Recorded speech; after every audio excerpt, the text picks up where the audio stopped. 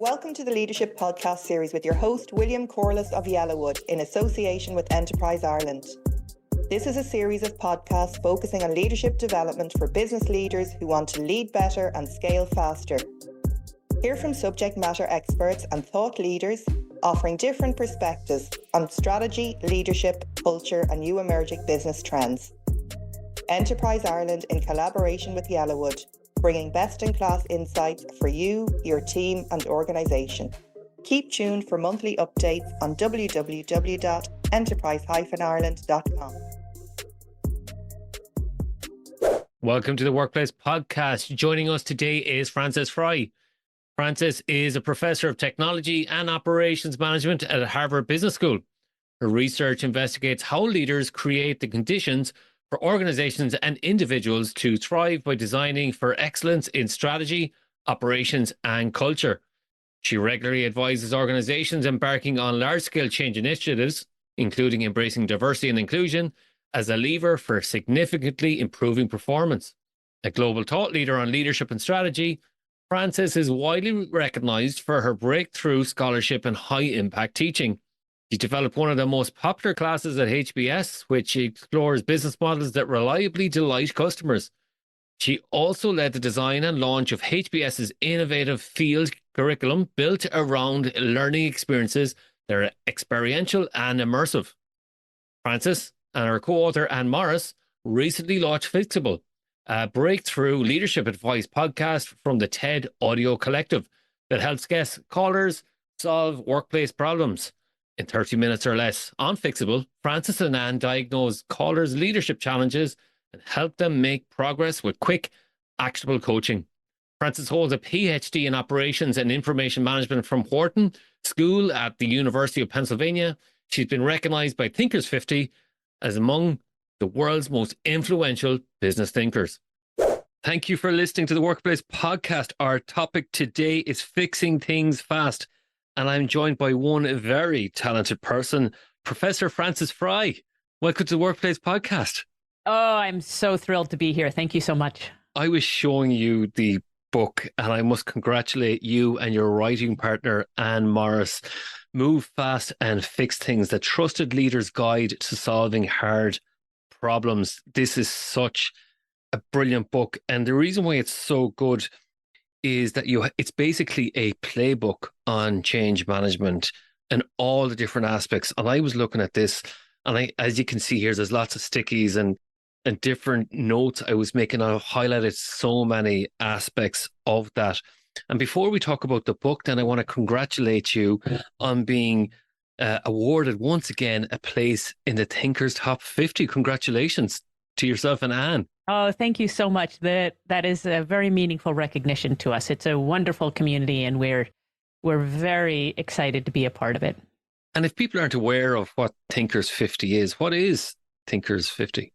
So it's a group that among other things, they nominate the top 50 business thinkers in the world, but it's really a community that comes together and celebrates and cherishes thought leadership in the management space.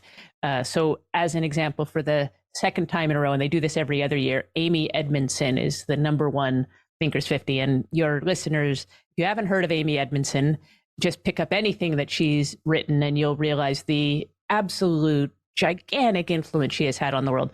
Number two is Adam Grant. So your listeners will probably have heard of these folks. Well, they go all the way down to 50. Thank goodness, or otherwise Anne and I wouldn't be on it. It is great to have you here. And then I just realized that we have Amy Edmondson on here in a couple of weeks' time as well. I'm delighted to be Amy Edmondson's warm-up. Delighted. Brilliant.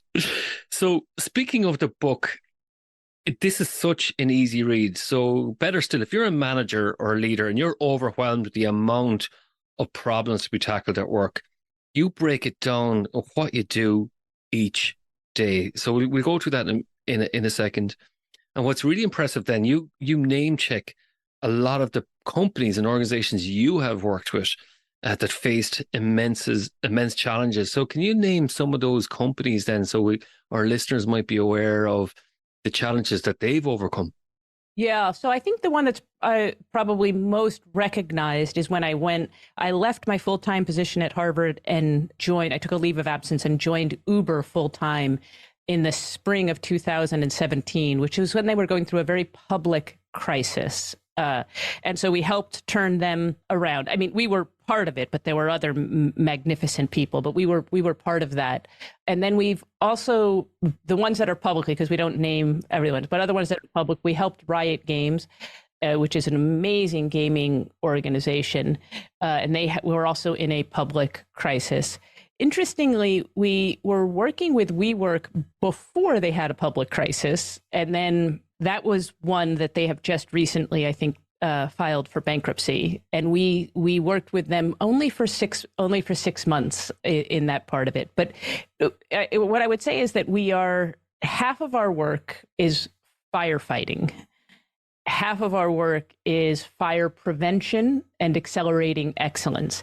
Now, it used to be 3/4 firefighting. It's now 50-50. And our ambition is that the amount of firefighting just goes down further and further and further, because in a perfect world, we're not fighting fires because we will have prevented them. So we believe in preventative work. And so that's where our real interest is now. But if you find yourself in a crisis, we know how to help you get out of it. That's what I liked about this book. On Monday, you invite the reader to identify your real problem. On Tuesday is solving for trust. On Wednesday, making new friends. Thursday, tell a good story. And Friday, go as fast as you can. So we're going to break that down here. So when people think of change, and change management initiatives, there might be some people who might be allergic to that, saying, oh, not another initiative, I've change fatigue, or ignore that, it's flavor of the month, or there's a whole slew of, like, what are the responses from people? Well, my response to that is the same as your readers. Like they take a long time, they accomplish very little, and you just start to get conditioned to thinking you're going to just wait it out. Just wait it out, and the next one will come. And most change efforts fail, I think, because they go much too slowly and they are not nearly ambitious enough. And so what our position is figure out a real problem of consequence, that like the world will be different if you solve it. And then let's do that right. Let's solve that. Well, you won't have any change fatigue for that. But anytime somebody says, oh, we're going to change and change takes a long time. Oh my gosh, that's just a very big sign that it's not going to go well. And a statistic that you share in the book, that 70% of organizational efforts fail. So if that's the case, why do we bother at all? Is that piece you were talking about too slow? Yeah, well, it's knowable how to do it well and how not to. So we should do it correctly, and we should stop doing it incorrectly. So again, if you have a change initiative that's going to take years, please stop. Let us just give you license to stop. It's not going to work because other things are going to become more important along the way. So we find there's two things. Most organizations are not responding fast enough to problems of consequence. They're not doing it out of fear that they might end up being reckless if they respond too quickly. So there is this unnatural fear of this recklessness, the move fast and break things world. And that world, that really gave change, we think, a bad name, because the move fast and break things, what we call reckless disruption, it posited that you could either go fast or you could take care, one or the other. And so people who wanted to take care thought, well, I have to go slowly.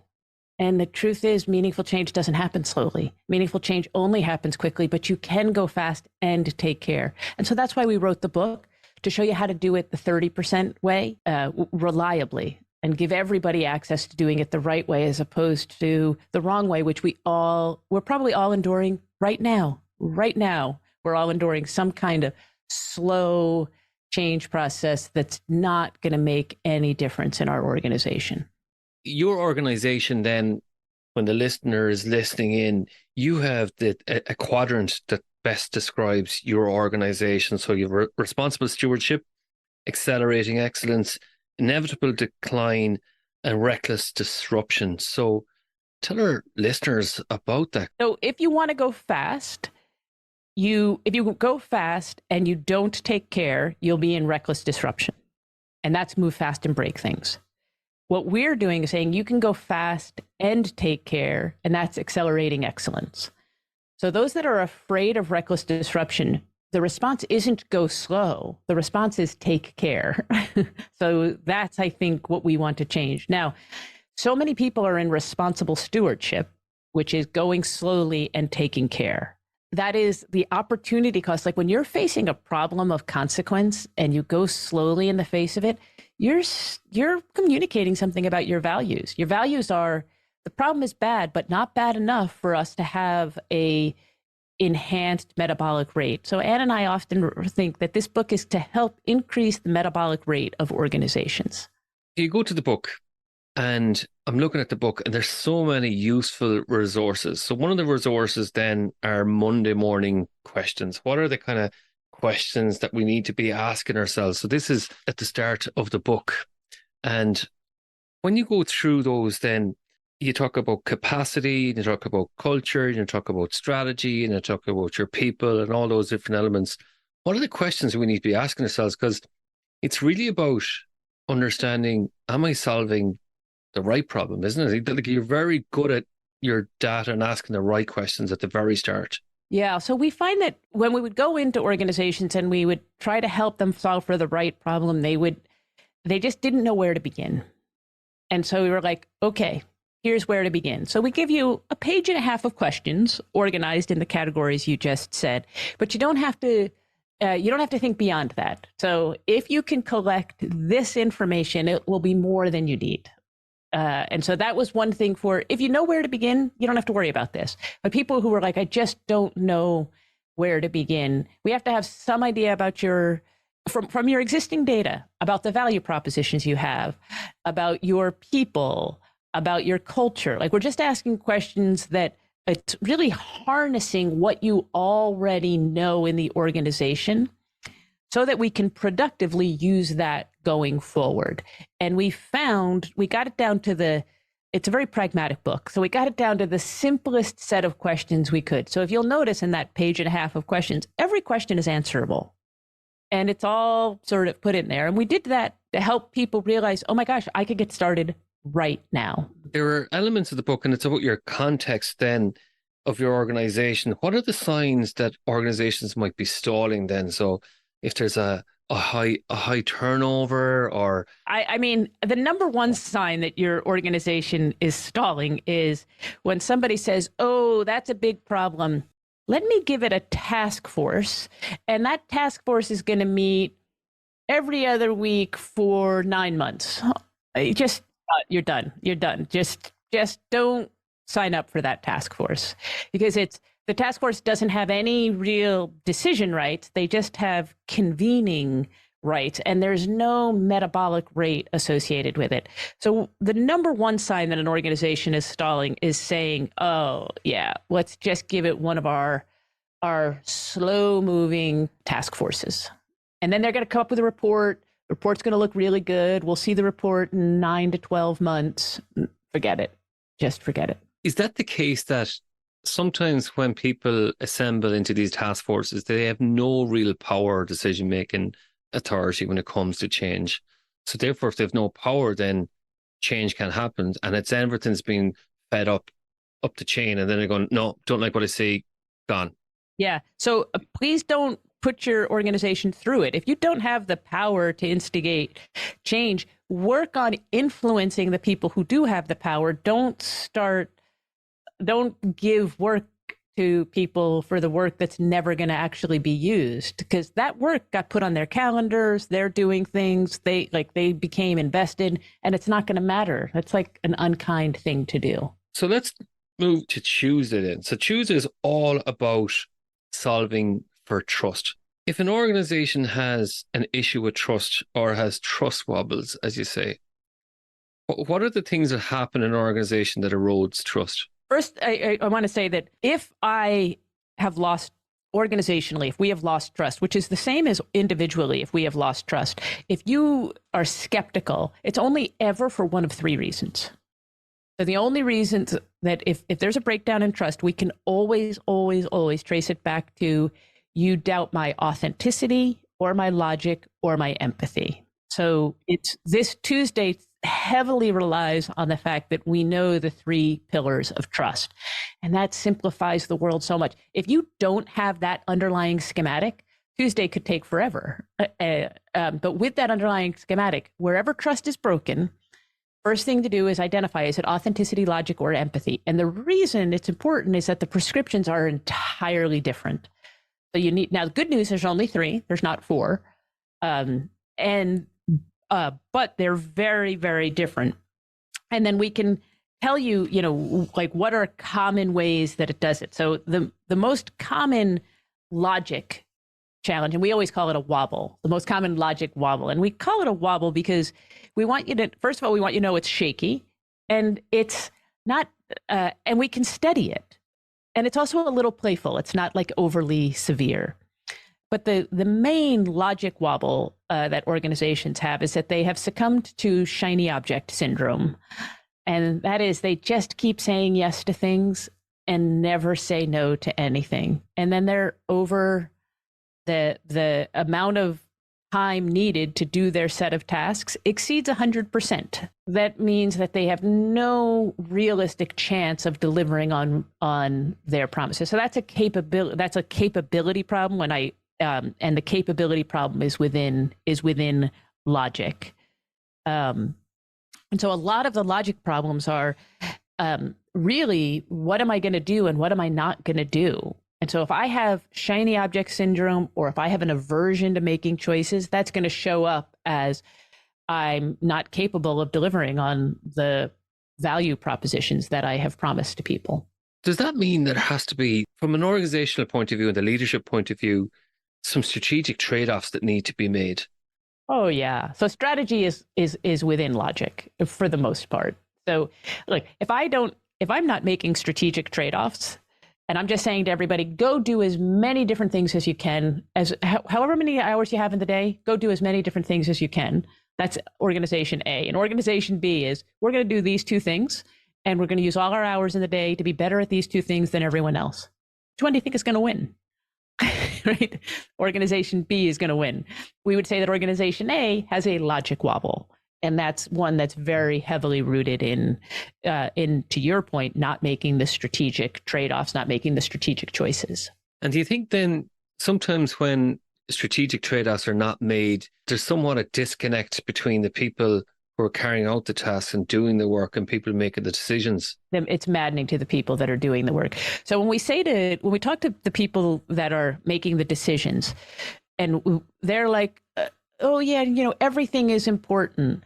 And we're like, go now talk to the front line. And when you say everything is important, their lives are miserable.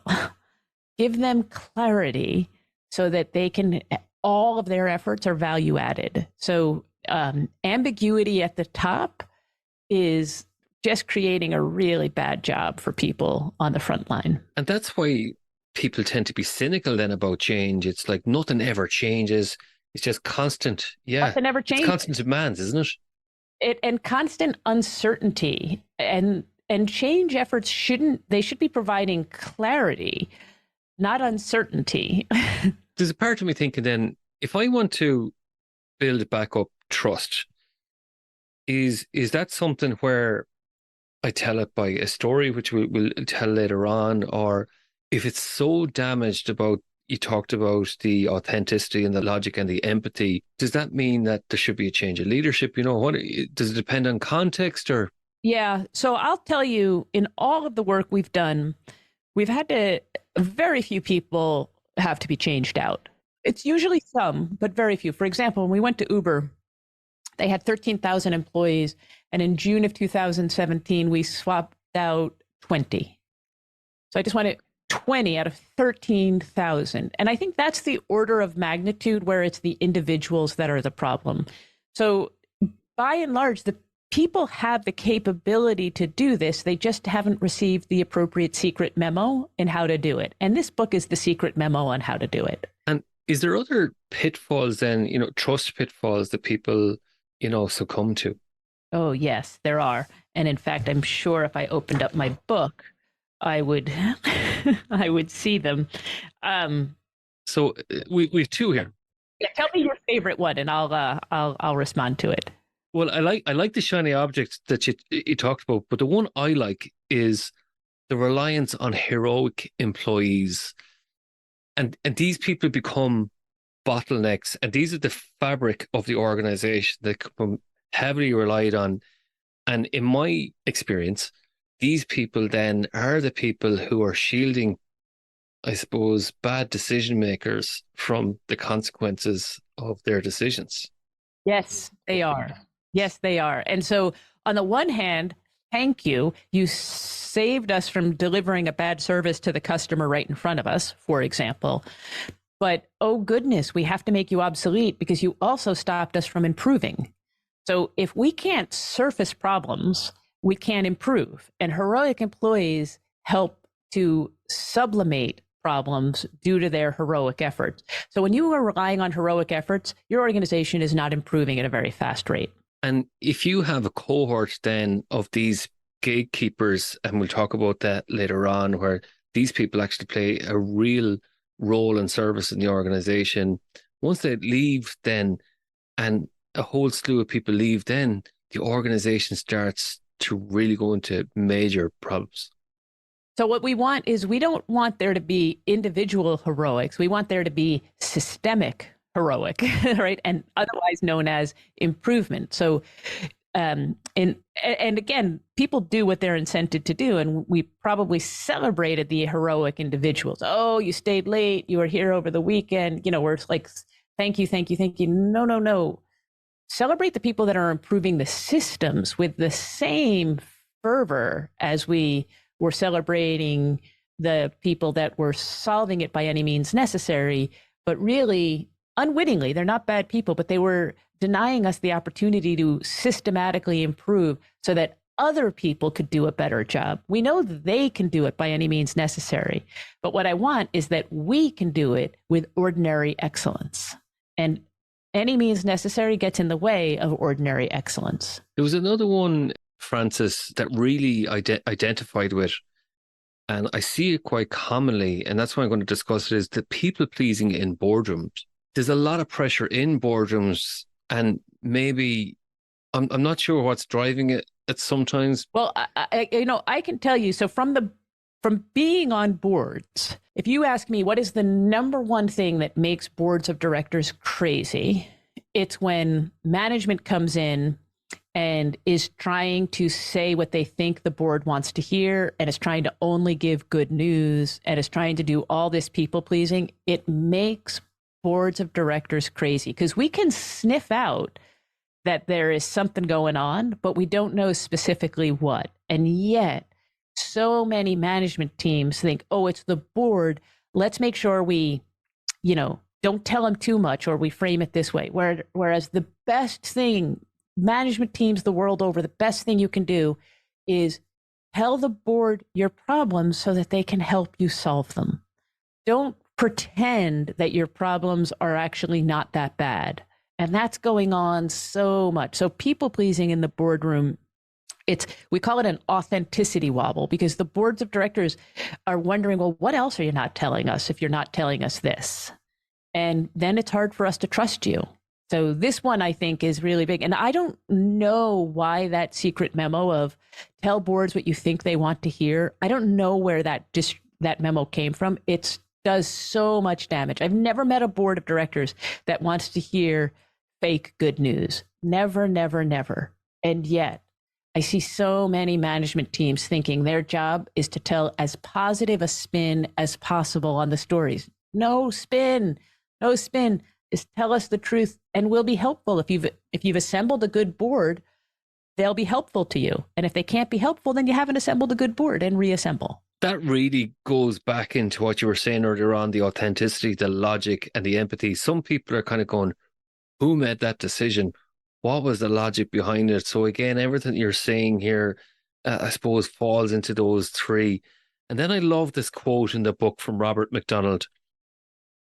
Organizations are perfectly designed to get the results they get. If you don't like the results, change the design. I think it's a brilliant statement. Yes. And it just strips it away to its utter simplicity, which is that our outcomes are reliable. And if you don't like the direction we're pointed in, point in a different direction. So when it comes about design, then part of it could be strategy. Another part could be your organizational design. It could be, there's many different facets to that, isn't there? Yes. Yeah. In your experience, then, when you go in and you're trying to help an organization, you start with asking all the right questions as well. Is there an element there where people are not being listened to, in different parts of the business? So I know there's a turtle parable in the book. Maybe you want to tell our listeners about that. Gloria Steinem. Yes, this is so good. Which is when she was in college and doing something, brought her to the river to the bed of the Connecticut River, and she saw a turtle that she thought was trying to climb out of the river, and so she picked it up and carried it to what she thought was safety, and then only to be told by her instructor that turtle had probably spent a month trying to get where it did. And what she learned from that, but not till many years later upon reflection, was always ask the turtle. Don't assume you know the direction. Don't assume you know what the turtle needs. Always ask the turtle. And we do so much where we make assumptions and without getting the input. And I think this is a big part of Wednesday and what we call playfully make new friends. But make sure you are talking directly with everyone who has a stake in your problem. So make sure your problem on Monday is big enough to be worthy of the effort. And then on Wednesday, make sure you talk with all of the various stakeholders. And what we see too often is that the senior team will get together with the senior team. So with everyone we've had, and we're trying to solve a problem, the problem got created on your watch. Bring in new people. And so we even metaphorically say, bring empty chairs around the table. Point to the empty chairs and say, whose voice is not represented? And don't continue until you have filled up the empty chairs with whose voice is not. The front line, maybe it's suppliers, maybe it's shareholder, whoever it is.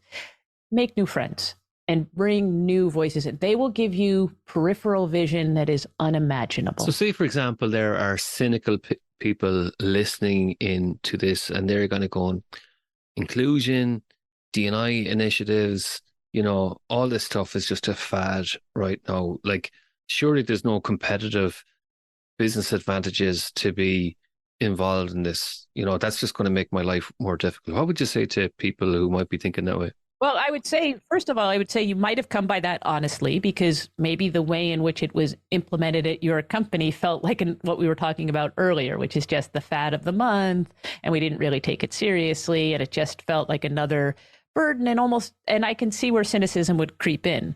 But here's what I would say is underneath it. Think of each person that's listening. Think about how much of your best efforts are represented every day at work. Like, how much does what you're doing at work permit you to be all in and awesome? And how much of you is blocked from full participation, from the organization getting the full benefits of all of your awesomeness? And what we would say is that however much is getting blocked, and by the way, the average that Gallup tells us is that 20% of people on average, organizations are getting 20% of the awesomeness of individuals. Just want that number to just sink in. 1/5. Here's what inclusion is. Can we fill that cup? What if we could remove the obstacles so that we had full access to your awesomeness? The reason inclusion is partnered with diversity is there are often demographic tendencies associated with it. So in some organizations, white men might feel like, oh, the organization is getting 80 or 90% of my awesomeness. And Black women might say the organization is getting 10%. And so we're not being inclusive of diverse perspectives. But by the way, I can show you many organizations where White men do not feel like they're walking on eggshells, and they don't feel like they're able to bring their full awesomeness. So what we're saying is get as many perspectives as you can. And some of it'll be lived experience, but some of it'll be like, people that have failed before, people who have learned from failure, people who are lucky enough to have neurodiversity. Like, get as many perspectives as you can, and then remove all the obstacles to full engagement. And when you can do that, you can thump the competition. Thump the competition. So I have no idea how DEI was done in your organizations, but maybe wasn't done with that level of optimism and that level of competitive advantage. Maybe they made you attend an unconscious bias training, which can be grim, to be honest with you, and is scarcely the way to full inclusion. So speaking of failing, then you mentioned earlier on in the book about the fail wall. As an Irish person, I was just kind of going, I am just going to interpret that as the wall of shame. Yes, but not shame, but take away the shame. That's the thing. Here's the thing. If you have failed, and look, if you let's say we're doing something that's unknown, and you could have done it with red or purple. You chose purple and purple didn't work out. It's not shame. We just got to learn that purple didn't work out. The last thing I want is for everybody else to have to learn on their own watch that purple doesn't work. So make sure we spread it far and wide, that when you learn something the first time, there's no shame associated with it.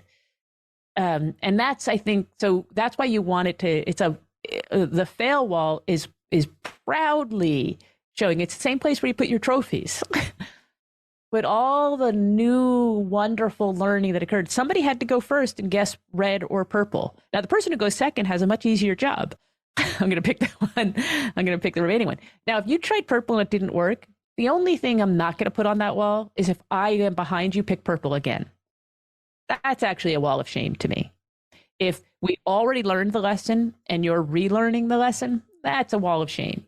But a pride is you picked purple, and let's make sure we spread far and wide that purple doesn't work for these reasons.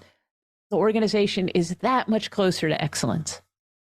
There is a part there, if there's a culture of learning in an organization and a culture of, learning to fail and celebrate that goes all the way up to the boardroom where people can, open and honestly say, we didn't make it and here's why, versus trying to, buffer it in some way or, tell a story in a way that may not be realistic. All of the boards of directors that I've been involved with and have studied and advised, none of them think that perfection is the reasonable outcome. All of it is iterating and learning. And the only time I've seen these boards frustrated is when there's no iterating and no learning. Learning comes. Now, managers, I find they have severe perfectionist tendencies that we just have to liberate them from. That this notion that if I didn't get it right, I have to pretend I did. No pretending. We didn't have the expectation you would get it right. We have the expectation that you'll be better tomorrow than you are today. So what we care about is rate of improvement, not absolute perfection. In fact, perfectionist tendencies stifle improvement. And then I mentioned telling a story then, and it's wonderful that you're giving us this messages. So Thursday, I wrote it down here. Today's mission is to tell a story so powerful, so clear and compelling that will unleash your company's energy and channel it in the direction of change. And then I said to myself, no pressure then. Well, here's what I'll say a couple of things. One is the first draft of a story is not going to achieve what we just said, nor is the second draft and probably not the third draft. So again, let's bring this perfectionist lesson. Write their first draft so that you can be embarrassed by it for the second draft, so that you can be embarrassed by it by the third draft. Iterate the story. So a story is really important because the story exists in your absence. So in my presence, I could tell you things. I can use my examples. And if I have some charisma, I can use that. So in my presence, you get it. But you walk out the door and you have no idea what just happened. The story is the thing that accompanies us into our absence. So the story has to be so good that it guides what people will do in our absence. So one, realize it takes all day. takes a whole day to do the story. It gets its own day. That's the first thing. And then the second thing is that stories, there's structures of stories that work. So stories have a past, present, and future. And you have to work with the past, present, and futures, and there's ways to do it. But the overriding thing is understand your story so deeply that you can describe it simply. And I think it was Mark Twain that said, I apologize for writing a long letter. I didn't have time to make it a short letter. This is the mistake we make with communication all the time. Think of all the long emails you get. They should all have on the bottom, I apologize for writing a long email. I didn't have the time to edit it to make it a short email. This is the problem with many stories, is that we aren't honoring the need for describing simply. And so what we do is we don't raise the bar on how deeply we have to understand things. The pinnacle of understanding something is that you can finally describe it simply. Along the way, you can't describe it simply. That's why you have to revise. But when you can describe it simply, that can accompany people in your absence. And that is what facilitates fast action. And again, in your book, then there's many different ways of telling a story. And then you were talking about honoring the past. So some good stuff and maybe the not so good stuff. So there's some wonderful examples there. So, and sometimes people avoid telling, painful past histories, which is again becoming more and more common. So here's one thing, is when there's change management going on or change happening, is there will always be self-appointed gatekeepers who are resistant to change. So to bring these gatekeepers along, reassure them that all the parts within us, make it clear to them you will preserve what's best about the company. Yes. So, because you said that sometimes when we honor the past, we have to honor what was, listen, if we're changing, there was something wrong with the past. All right. Now, there are some people who will consider that a organizational version of being unpatriotic. How dare you suggest there was something wrong? I'm not suggesting that it was all wrong, but if there wasn't anything wrong, we wouldn't have any need to change. So we have to say, yeah, here was wrong. But in order for the gatekeepers to feel assured, tell us the vast majority of things that were not changing because they were awesome. So if you just focus on what was wrong, I think you don't see us. You don't have any idea all of the good, and I'm afraid you're going to throw out the good in your quest to fix the bad. So it's really important to honor the good part of the past and the parts that we can be better at. And again, the whole goal of this is to be better tomorrow than we are today. So we find that some people only honor the good and some people only honor the bad. And what often happens is when outsiders come in, we fear that they aren't going to honor the good.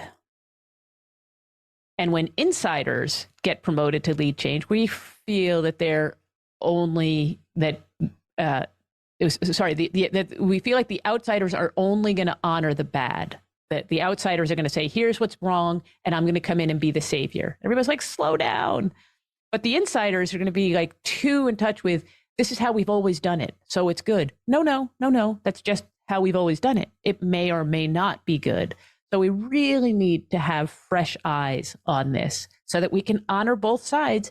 And then let's have a clear idea of, if we were wildly better, like, let's make sure we're sold on, if we could fix whatever the problems are we have, is that world different enough to be worth the effort?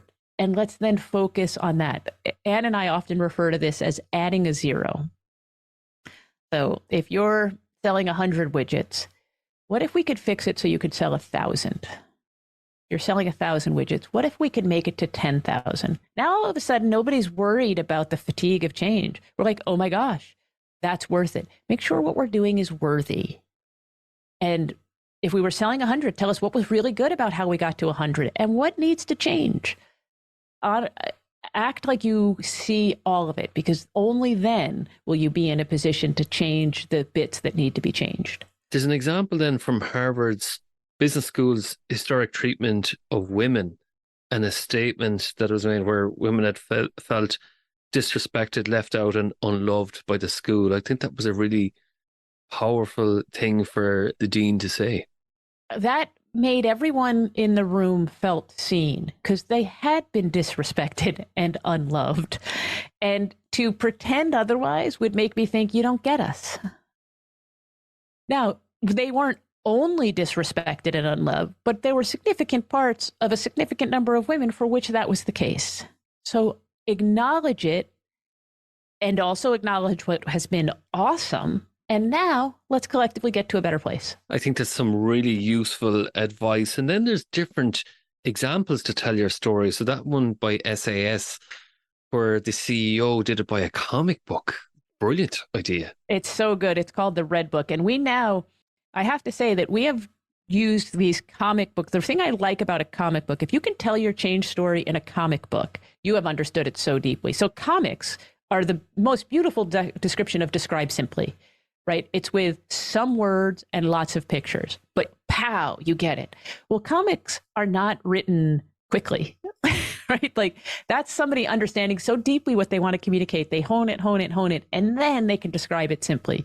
So if you can describe your change initiative, your big change initiative in a comic strip, in a comic book, I believe you understand it really well. And Jan Carlson at SAS Airlines was the one who made that so powerful. But we have comic books now in every language for every industry and they're the testament. And some organizations don't understand it well enough to get to describe it that simply. So they have to describe it in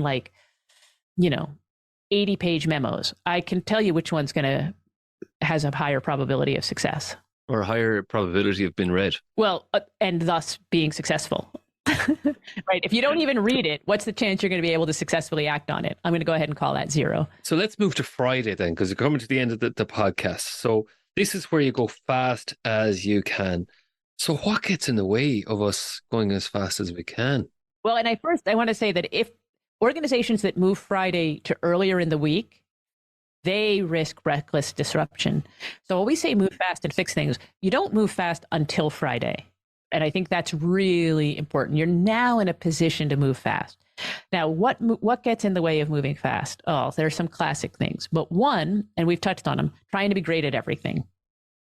Fool's errand. We need ruthless prioritization so that we know what to work on and what to give up. That's one thing. We're working on too many projects, right? That's its cousin. What else gets in the way? That we want to fast track a project, but we have no mechanism to put something at the front of the line. So everything just has to wait in line. And so that's often called, there's usually a healthcare metaphor, but how do you ambulance a project? How do you give a project the right of way because it needs to be done faster? So there are all of these organizational things. And then I'd say maybe the most important one of all of these is that if we're changing something and something hasn't gone well, people were involved, trust was broken, and there's probably conflict. So high-performing organizations, this is a underappreciated fact. High-performing organizations have loads of conflict. High-performing organizations have situations, the problems are complex, reasonable people disagree. Conflict is part of a high-performing organization.